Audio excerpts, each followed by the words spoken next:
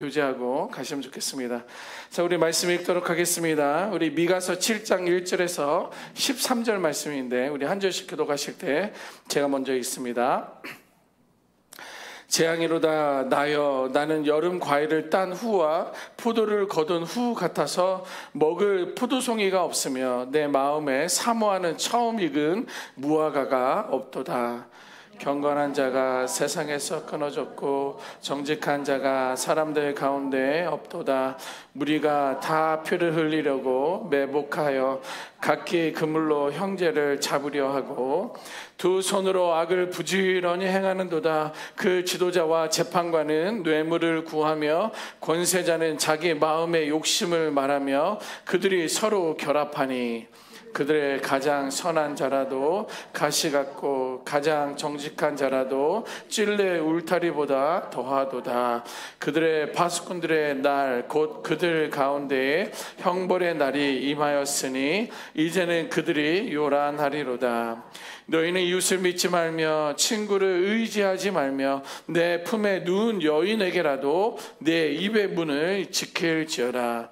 아들이 아버지를 멸시하며 딸이 어머니를 대적하며 며느리가 시어머니를 대적하리니 사람의 원수가 곧 자기의 집안 사람이리로다.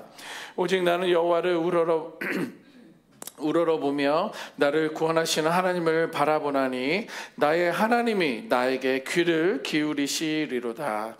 나의 대적이여 나로 말미암아 기뻐하지 말지어다.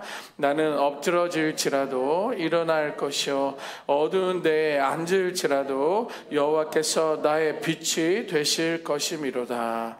내가 여호와께 범죄하였으니 그의 진노를 당하려니와 마침내 주께서 나를 위하여 논쟁하시고 심판하시며 주께서 나를 인도하사 광명에 이르게 하시리니 내가 그의 공의를 보리로다.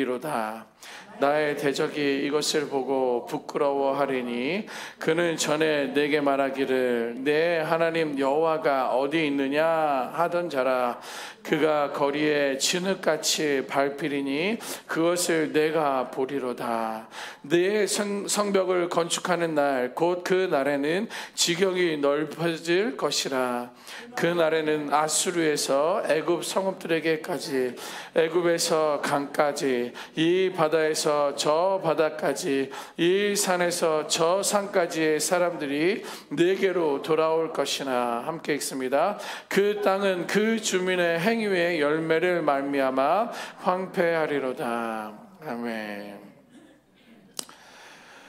목소리는 거의 성령 충만하여서 부흥왕사가 온 것 같은데 저희 마음도 심령은 그쪽을 향하고 있습니다. 그 3박 4일 동안 조금 기도했다고 목이 이렇게 쉬었는데 잘 회복될 수 있도록 또 여러분들 기도해 주셔서 또 은혜 가운데 티드 잘 마치고 돌아왔습니다. 감사합니다. 자, 여러분, 무너진다라는 거 있잖아요. 뭐 마음이 무너지고 관계가 무너지고 혹은 뭐 집안이 무너지고 하고 있었던 비즈니스가 무너지고 여러 가지 이제 무너짐이란 그 단어는요 언제나 나쁘기만 할까요? 라는 그런 질문 한번 드려봅니다. 집이 무너지게 되면 뭐 산불로 인해서 무너진 집들 재만을 보게 되면 어떻게 보면 불행이라고 생각을 합니다.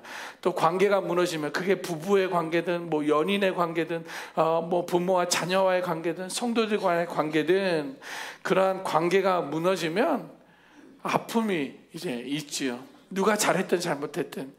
또 나라가 무너지게 되면 우리나라도 한번 무너졌던 그런 시간이 있지 않습니까? 그렇게 나라가 무너지면 아마 이제 절망 가운데 있을 것입니다.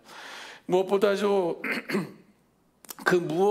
그것이 무엇이 되었든지 간에 그 무너지는 현장을 내가 직접 경험했다든지 내가 그것을 목격하게 되면 그것은 아마 충격과 이제 혼란 가운데 있을 것입니다. 여러분들 기억하실지 모르겠지만 1989년에 제가 이제 고등학생이었습니다. 89년에 베를린 장벽이 무너지는 장면을 세계의 사람들이 방송을 통해서 목격을 했습니다. 사람들은요, 오랫동안 동독과 서독이 분단과 억압의 상징이었던 그 베를린 장벽이 무너지는 그런 모습을 보면서 정말 이제 저도 그 자료를 찾아보니까 흑백 TV였는데 정말 눈물을 흘리며 감격하고 막 베를린 장벽을 막 망치로 무너뜨리고 흔들어서 무너뜨리고 동서의 사람들이 뭐 38선 같은 그런 거잖아요. 오가며 감격하고 춤을 추고 소리를 지르는 그 월드컵 경기에서 16강, 8강까지 올라간 그 감격 그 이상의 현장이 그 베를린 장벽이 무너지는 모습 가운데 있었습니다. 그런 의미를 보면 무너짐이라는 것은 반드시 비극만을 뜻하는 것은 아니다라는 것을 우리는 생생히 목격했습니다. 이렇게 어떤 무너짐이라는 것은요, 우리에게 새로운 희망의 시작이 될 수 있다라는 거예요. 끝이다, 무너졌구나, 절망이다, 소망이 없다, 이렇게 생각될 수 있는 그런 수많은 무너짐의 현장의 원인이 내가 될 수도 있고, 그런 현장에 내가 목격하면 좌절할 수 있지만 오히려 그 무너짐은 베를린 장벽처럼 새로운 희망의 시작이 될 수 있다라는 거예요. 오늘 본문에서 미가 선지자는요, 이스라엘 백성들의 그 현실을 낱낱이 고발하고 있습니다. 예를 들면 이런 거예요. 포도원에 열매가 없는 거예요. 이미 수확이 다 끝나갔기 때문에 이제 포도원에 열매가 없어서 수확할 것이 없듯이 이스라엘 안에는요, 경건한 자들이 사라졌다라는 거예요. 살인은 일상이 되어버렸다라는 거예요. 또 권세자와 재판장과 제사장들은 심지어 뇌물로 얽매여 있다라는 거예요. 뇌물을 주면 신나하고 좋아하고 예언을 하고, 뇌물을 주지 않으면 저주를, 전쟁을 선포하는 그러한 현실을 고발하고 있습니다. 심지어 가장 가까운 관계마저도 서로의 불신, 또 서로의 배신이 충만하였다. 이 모든 것들이 무너졌다라고 고발하고 있습니다. 그런데 이때 미가는요, 그러한 절망 속에서 하나님을 바라보며 이렇게 고백하고 있습니다. 오늘 7장 7절인데요. 우리 같이 한번 읽어보도록 하겠습니다. 시작. 오직 나는 여호와를 우러러보며 나를 구원하시는 하나님을 바라보나니 나의 하나님이 나에게 귀를 기울이시리로다. 아멘. 이렇게 절망적이고 무너져 버리고 아무런 소망이 없는 그때에 미가는요, 하나님을 바라보았다, 여호와를 바라보았다, 여호와를 우러러보았다, 이렇게 성경은 기록하고 있어요. 그러면서 구원하시는 하나님을 바라보나니 나의 하나님이 나의 귀를 기울이시도다, 이렇게 소망의 메시지를 선포하고 있습니다. 여러분, 우리 하나님의 심판은요, 끝이 아닙니다. 우리 하나님의 심판은 회복을 위한 과정이라는 거예요. 뭐예요? 과정이라면 우리는 지나가야 되는 거예요. 반드시 그 과정을 지나가야지 우리는 소망을, 축복을 얻게 되고 누릴 수 있다라는 거예요. 이스라엘 백성들의 죄악으로 성읍은 무너지고 황폐했지만 하나님은, 또 미가 선지자는 거기서 멈추지 않았다라고 말씀해주고 있습니다. 미가 선지자는 절망의 무너짐 속에서도요, 하나님을 바라보며 그분께서 다시 회복하실 것을 소망하였다라는 거예요. 오늘 본문을 통해서 주시는 메시지는 분명합니다. 경건의 부재는 삶의 부패를 낳는다라는 거예요. 우리는 경건의 삶을 살아야 된다라고 말하고 있지 않습니까? 경건하게 우리가 살아야 된다라고 말하고 있잖아요. 말씀 생활, 기도 생활, 또 세상 안에서의 어떤 구별된 삶이 경건의 삶이 되어야 하는데, 경건의 부재는요, 삶의 부패를 낳는다라는 거예요. 여러분, 경건이라는 것은요, 매일의 선택과 행동 속에서 하나님 앞에서 정직하고 성실하게 선택하고 행동하는 것을 말하고 있기 때문에 그런 거예요. 단순히 교회 안에서의 경건의 삶과 경건한 척이 아니라 세상 안에서 선택할 때, 가정 안에서 선택할 때, 혹은 교회 안에서 선택할 때, 또한 행동을 할 때 우리는 정직하게 성실하게 살아가야 되는 것이 경건한 자의 모습 가운데 하나라는 거예요. 자, 그런데 여기서 경건이 사라지게 되면 삶의 영역이 흔들리기 시작한다라는 거예요. 예를 들면 이렇습니다. 제 개인의 삶에서, 여러분들의 개인의 삶에서 개인의 경건함이 사라지게 되면요, 정직함이나 책임감이 없어지게 돼요. 그러면서 거짓말만 늘어나게 됩니다. 그리고 자기 이익만을 위해서 남을 속이는 일들이 번번하게 일어난다라는 거예요. 왜? 나의 경건이 없으니까 내가 선택을 나의 유익으로만 선택하는 거예요. 내가 만족하는 것을 선택하기 때문에 그렇다는 거예요. 그러면 가정 안에서 경건한 가치라는 것이 사라지게 되면, 우리 가정 안에 경건이라는 그 가치가 사라지게 되면 가정이 서로를 이해하고 배려하기보다는요, 자기 중심적으로 되는 거예요. 이기주의적인 것이 되면서 갈등과 불신이 사라지게 되는 거예요. 또 공동체 안에서 우리 H든의 공동체라든지 여러분이 속해 있는 어떤 그러한 사회 안에서의 공동체, 이 나라 안에서의 공동체 안에 경건하지 않은 지도자나 공직자들이 많아지게 되면 법과 질서가 무너지게 되어 있습니다. 권력과 자원이 소수의 탐욕을 위해 악용되는 거예요. 우리나라 대통령들은 지금까지 다 공통적인 곳을 가지 않았습니까? 제발 이번 대통령은 가지 않는 그런 모범이 되었으면 좋겠어요. 저는 잘 몰라요. 우리 이재명 대통령에 대해서 잘 모르지만 역대 대통령들의 모습은 다 감옥을 가셨어요. 예수를 믿는 사람이든 우상을 섬기는 사람들이든. 얼마나 속상한 일입니까? 이러한 공동체 안에 경건하지 않은 지도자들이 있게 되면 법과 질서가 무너지는 거예요. 자기 마음대로 권력을 하다가 그것이 끝나도 버리면 세상의 심판을 받아요. 그러나 세상의 심판이면 3년이든 5년이든 감옥에 들어가는 거지만 우리는 하나님의 심판을 더 두려워할 수 있어야 된다는 거예요.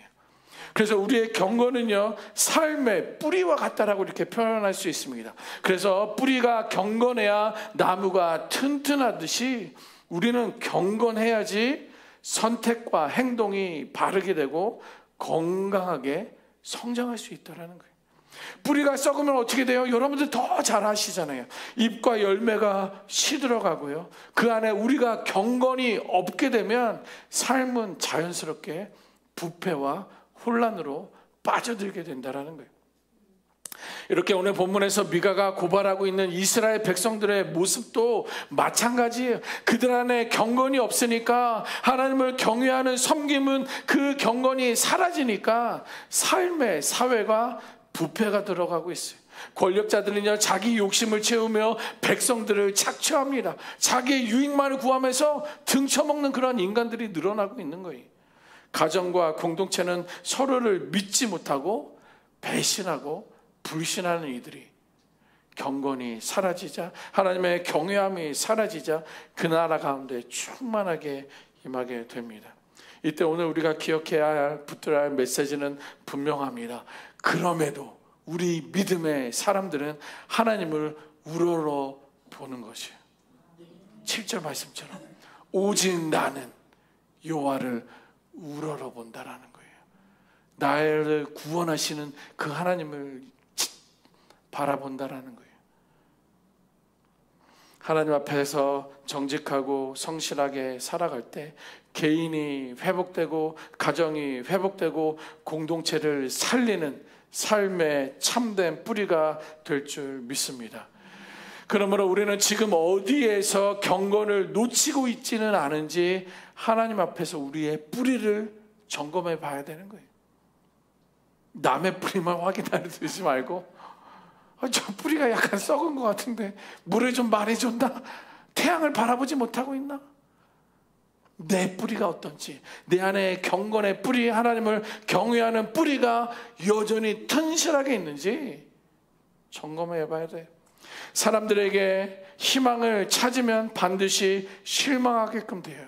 남편을 믿든 아들을 믿든 딸을 믿든 오히려 사위를 믿든 며느리를 믿든 사람을 믿게 되면, 사람을 찾게 되면 반드시 실망을 하지만 하나님께 눈을 들면 소망이 임할 줄 믿습니다. 그러므로 하나님을 바라보는 눈이 무뎌되어서는 안 돼요. 무너져서는 안 돼요. 내가 무엇을 바라보고 있는지 우리는 하나님에게 바라보며 소망을 붙들어야 될 줄 믿습니다. 여러분, 사람에게서요 희망을 찾는다는 것은 뭐예요? 그 사람의 능력을 의지한다는 거예요. 그 사람의 성품을 의지한다는 거예요. 혹은 상황에 기대는 것을 말하는 거예요. 하지만 사람은요 완전하지 않아요. 여러분들도 마찬가지예요. 아니, 저도 똑같아요. 사람은 완전하지 않습니다. 때로는 실수하고 배신하기도 하고 우리의 기대를 충분히 채워주지 못해요. 그래서 사람에게 소망을 두면 실망할 수밖에 없다라는 거예요. 여러분들, 베를린 장벽 이야기 했는데요, 그 결정적인 역할을 한 사건이 교회에서 시작된 거예요. 그런 진짜인가 가짜인가 막 제가 몇 개를 찾아봤는데요, 공통적인 이야기는 뭐냐면 니콜라이 교회라는 그 곳에서 월요 모임 기도회가 있었어요. 라이프치니의 니콜라이 교회라는 곳에 월요 기도 모임이 있었는데 거기서 자유를 향한 작은 불꽃이 시작이 되었다라고 오히려 공영방송에서도 말해주고 있어요. 니콜라이 교회는요, 동독 정권에 반대하는 그런 어떤 시위하는 사람들이 있잖아요. 그 시민들의 모임 장소로 교회를 제공하였어요. 그리고 그 시위에 참여하는 사람들은요, 안전한 피난처와 같은 정신적인 구심점이 그 니콜라이 교회가 했다라고 말을 하고 있습니다. 1989년 8월에 이제 월요 기도 모임에서 평화 기도회로 이제 작정을 하면서 시작을 하게 됩니다. 그런데 그때는 그냥 우리는 폭력이 아니다, 우리는 비폭력이다, 무력이 있어서는 안 된다, 무폭력이다 라는 그런 슬로건을 가지고 시위를 시작하게 됩니다. 기도하면서 그것이 시작된 거예요. 이렇게 자유를 향한 월요 기도 모임의 작은 불꽃 운동이 한 달 만에 7만 명이 된 거예요. 아니, 월요 기도 모임에 모이면 얼마나 모였겠습니까? 그런데 한 달 만에 7만 명으로 되고요, 3개월 만에 100만 명이 모인 거예요. 그러니까 그게 전국적으로 일어나요. 저 이거 공영방송에서 적어놓은 거예요. 뭐 정말 작은 불꽃 하나가 완전히 큰 못을 잃어버린 거예요. 그런데 어떤 방송에서는요, 예상치 못한 순간에 예상치 못한 방법으로 11월 19일에 베를린 장벽이 무너졌다. 그거는 8월, 9월, 10월, 11월 4, 5개월 만에 베를린 장벽이 무너진 거예요. 재미난 건데 거기서 이제 대변인인지 누가 우리는 동독과 서독이 이제 인터뷰 중에, 기자회견 중에 동독과 서독이 이제 이제 왕래를 할 것이다, 여행도 할 수 있을 것이다, 오픈될 것이다, 이렇게 이야기를 했는데요, 어떤 기자가 질문합니다. 언제쯤이면 되겠습니까? 지금 당장 가능하다. 이 사람이 그렇게 말해본 거예요. 그럼 방송을 보고 있던 사람들이, 라디오를 듣고 있던 사람들이, 베를린 장벽에 있었던 사람들이 지금 당장이다라고 하니까 그것을 무너뜨리기 시작한 거예요. 그러니까 그걸 보고 있었던 경찰들도 아니면 군인들도 당황한 거예요. 아니, 우리는 정부로부터 어떤 위로부터 보고를 받은 게 없는데, 아니 지금 당장이라는 것을 대변인이 그렇게 이야기를 하니까 뭐 벽을 무너뜨리고 무너뜨리는데 자기들도 어떻게 해야 될지 모르겠다는, 그냥 가만히 있었다는 거예요. 여러분, 예상치 못한 순간에 예상치 못한 방법은요, 사회에서는 그렇게 말할지라도 그것은 하나님의 뜻과 계획 가운데 임한 줄 믿습니다. 그게 교회 안에서 월요 기도 모임 가운데 저는 소망을 하고 있습니다. 날 성령께, 뭔지 아십니까 여러분? 날마다 성령님과 함께, 이제 우리 다음 시간부터 수요일날 기도 모임이 시작되지 않습니까? 날 주께 날마다 말씀과 주님과 함께라는 것이 또 다음 주 토요일부터 시작되지 않습니까? 저는 이것이 여러분들 개인의 삶의 변화가 되고, 가정의 변화가 되고, 교회의 변화가 되고, 더 나아가서는 이 HD은행, HD은행 아니죠. HD 하이데저트 지역 빅토빌 가운데 이 미국으로 확장되는 작은 출발점이 될 줄 믿습니다. 여러분, 독일이 통일되는 역사적 소망이 현실로 드러난 거예요. 그러면 우리 그 38선도, 그 북한도 생각지 못할 때 하나님께서 열어주실 줄 믿습니다. 그러려면 뿌리가 경건함에 견고하게 우리가 먼저 세워져야 된다는 거예요. 여러분, 사람에게 기대지 않고 하나님께 눈을 두는 삶이 결국 위기 속에서도 소망과 회복의 길로 열어주실 줄 믿습니다. 그러면 하나님께 눈을 들어 주를 바라보십시오. 하나님께서 하나님의 때에 하나님의 방법으로 약속을 지켜주실 것입니다.